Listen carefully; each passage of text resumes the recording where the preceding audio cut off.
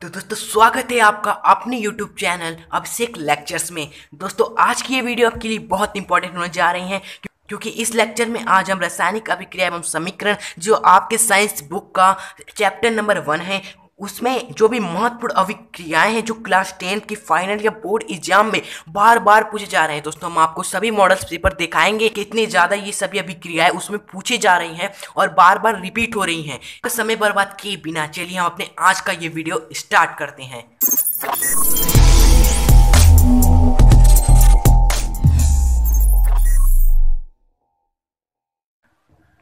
तो दोस्तों सबसे पहली हमारी अभिक्रिया है संयोजन अभिक्रिया।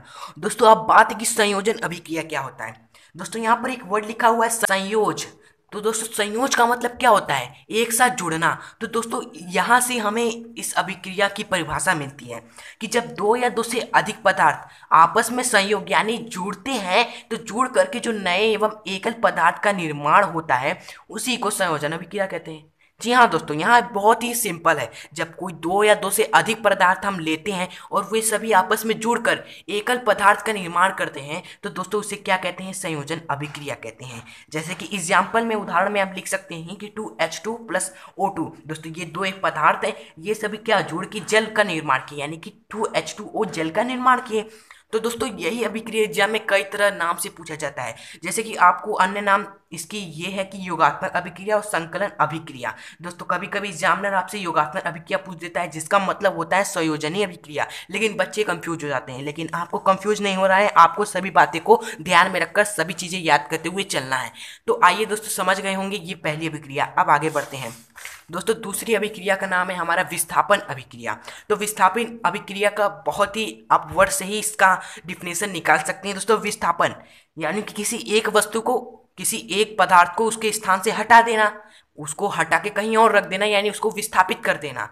तो उसे ही क्या कहते हैं?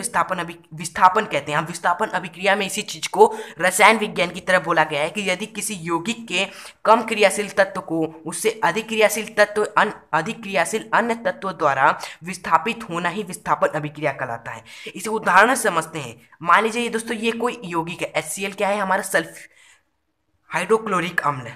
इसको हमने क्या किया? एक Na से क्या करवा दिया दोस्तों? अभिक्रिया करा दिया। तो अब क्या देख रहे हैं रिएक्शन क्या हो रहा है दोस्तों? ये जो Na है ये हमारा H को विस्थापित मतलब H को हटा दे रहा है। देखिए H क्या हुआ है? यहाँ पर हट गया है, इसके साथ अब कोई नहीं, यानी कि Na क्या कर रहा है? H को हटाकर उसका स्थान ले रहा है। तो ये क्या है? विस्थापन अभिक्रिया है। आप यहाँ साफ साफ देख सकते हो, जब हमने HCl का Na से अभिक्रिया कराया तो जो Na है वो इस यौगिक के तत्व H को क्या कर रहा है? उसके स्थान से हटाकर दोस्तों यहाँ पर उसको अलग कर दे रहा है और खुद उसका स्थान ले रहा है।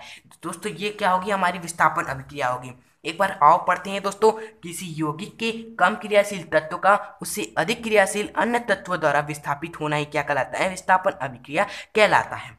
तो समझ गए दोस्तों, इसका एक अन्य नाम है जिसे प्रतिस्थापन अभिक्रिया भी कहते हैं, लेकिन इसका अर्थ विस्थापन अभिक्रिया ही होता है।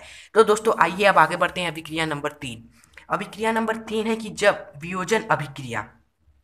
वियोजन अभिक्रिया का मतलब होता है कि कोई एक पदार्थ टूट जाता है, यानी कि वियोजन यानी कि उस अलग हो जाता है। वियोजन का अर्थ होता है अलग होना। तो इसी से हमारा अभिक्रिया ये तैयार होता है परिभाषा, जब कोई एक पदार्थ क्या होता है? ऊष्मा, प्रकाश या विद्युत द्वारा दो या दो से अधिक पदार्थों में टूट जाता है। कोई भी एक हमने पदार्थ ले लीजिए ना, कोई भी हमने एक पदार्थ ले लिया, वो क्या हुआ? ऊष्मा, प्रकाश या विद्युत करंट द्वारा क्या हुआ है? वो दो या दो से अधिक खंडों में टूट गया, यानी कि दो या दो से अधिक पदार्थ में क्या हुआ है दोस्तों? टूट गया। तो उसे हम क्या कहेंगे दोस्तों? वियोजन अभिक्रिया कहते हैं। जैसे एक हमने पदार्थ या एक हमने द्रव ले लिया H2O। दोस्तों ये क्या है? हमारा दोस्तों जल है। अब हमने क्या कर दिया? चलिए हम ले लेते हैं विद्युत धारा। हम इसमें क्या करते हैं? विद्युत धारा प्रवाहित कर देते हैं ना। तो हमारा दोस्तों क्या है? ये जल नहीं रहता। हमारा जल में जो दो परमाणु है H2 और O2 ये दोनों अलग हो जाते हैं। तो यहाँ पे क्या हो रहा है? यहाँ पर जो ये तत्व जल है उसमें हम जब विद्युत धारा प्रवाहित कर रहे हैं तो वो दो भागों में टूट जा रहा है। देखिए O हमारा इधर आ गया और H2 दोस्तों हमारा इधर चल गया, तो यानी ये दो भागों में क्या हो गए? टूट गए।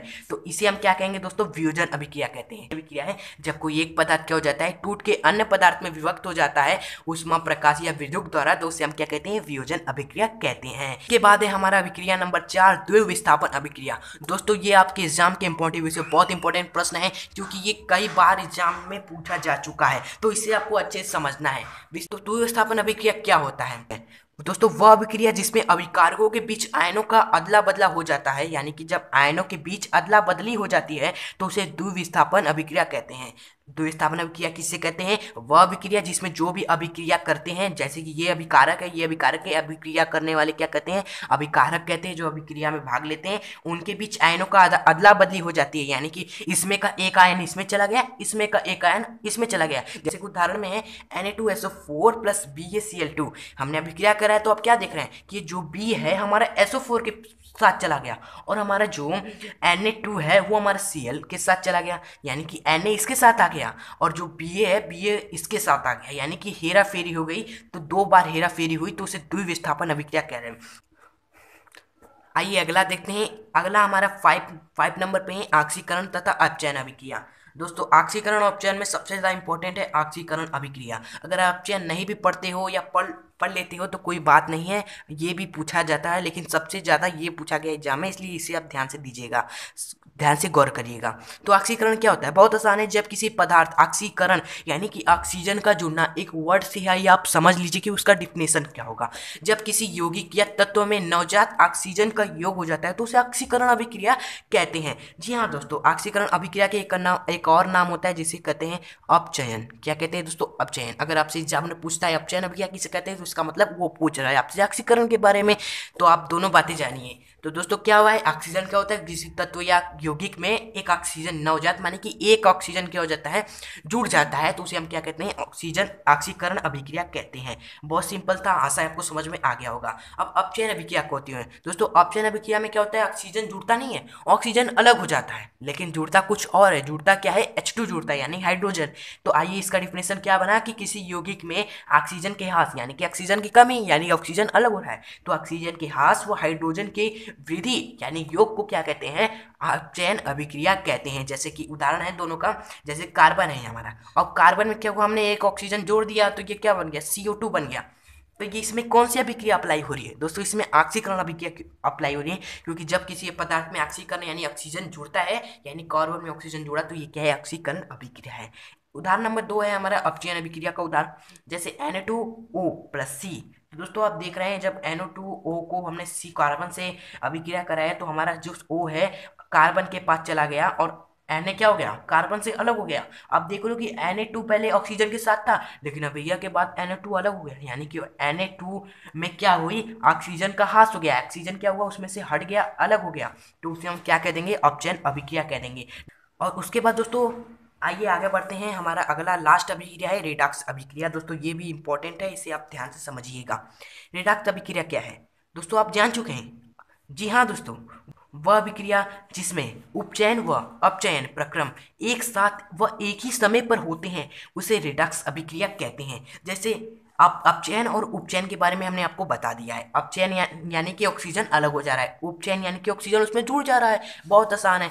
अब रेडॉक्स अभिक्रिया का उदाहरण देखते हैं। दोस्तों उदाहरण आपने देख चुका है, जो हमने पिछले बारे हमने बताया Na2 plus C equal to CO plus 2Na। वही उदाहरण क्या हमारा रेडॉक्स अभिक्रिया का उदाहरण है। जैसे कि आप देख रहे हो, पहले तो हमने ये देखा कि जो Na2 है O के साथ है, अभिक्रिया के बाद Na2 से ऑक्सीजन अलग हो गया, यानी कि जो हमारा Na है अपचयित हो रहा है। लेकिन साथ ही साथ यहाँ पर गौर करिए, यहाँ से O अलग हो गया, लेकिन O गया कहाँ? या ऑक्सीजन गया कहाँ?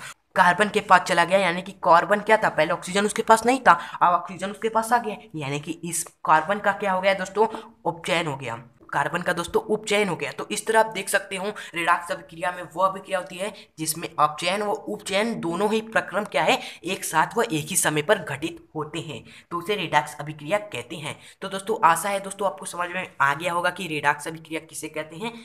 तो आपके एनसीईआरटी साइंस के ये ही 6 महत्वपूर्ण अभिक्रियाएं थी जो बार बार एग्जाम में पूछे जा रहे थे। जैसा कि आप देख रहे हो 2021 का सेट नंबर 1 है, 2024 HX इसका कोड है। यहाँ पर आप देख सकते हो, आपके यहाँ पर देख रहे हैं दोस्तों प्रतिस्थापन अभिक्रिया पूछा गया, योगात्मक अभिक्रिया वही जो हमने बताया था, संयोजन अभिक्रिया, और देख सकते हैं 2020 सेट नंबर 1 824 NJ इसका कोड है पेपर का। और यहाँ पर आप देख रहे हैं रसायन विज्ञान खंड ख में ऑक्सीकरण अभिक्रिया के बारे में पूछा गया है। दोस्तों देख रहे हैं, ये जो भी हमने अभिक्रिया आपको बताई वो सभी बहुत ही महत्वपूर्ण है। आप उसे रट्टा मार ले तो आपके एग्जाम में बहुत काम आएंगी, आपको नंबर दिला कर जाएंगी। तो दोस्तों हमने जो वादा किया था 90% प्लस मार्क्स आपको दिलाने का, वो जरूर पूरा करेंगे। तो दोस्तों यहाँ पर एक और पेपर देख सकते हैं, सेट 2 2020। दोस्तों सेट 2 में आप यहाँ पर देख सकते हैं, यहाँ पर प्रस्थापन अभिक्रिया के बारे में पूछा गया है। दोस्तों ये सभी जो भी हमने अभिक्रिया बताई वे सभी बोर्ड एग्जाम या 10th के फाइनल एग्जाम में लगातार पूछे जा रहे हैं, तो आपको इन सभी को रट्टा मार लेना है। तो दोस्तों वीडियो अभी हम एंड करते हैं। तो आशा है आपको ये सभी वीडियो आपको अच्छे से समझ में आई होगी। अगर वीडियो पसंद आई हो तो वीडियो को लाइक करिएगा। ऐसे ही और वीडियोस पाना चाहते हैं तो किस टॉपिक के पाना चाहते हैं कमेंट बॉक्स में बताएं, हम जरूर आपको प्रोवाइड करेंगे। और अपने फ्रेंड्स को भी ये वीडियो शेयर करें ताकि वो भी इस वीडियो का फायदा उठा सके। वीडियो लास्ट तक देखने के लिए धन्यवाद। अब मिलते हैं एक नेक्स्ट वीडियो के साथ, तब तक के लिए गुड बाय।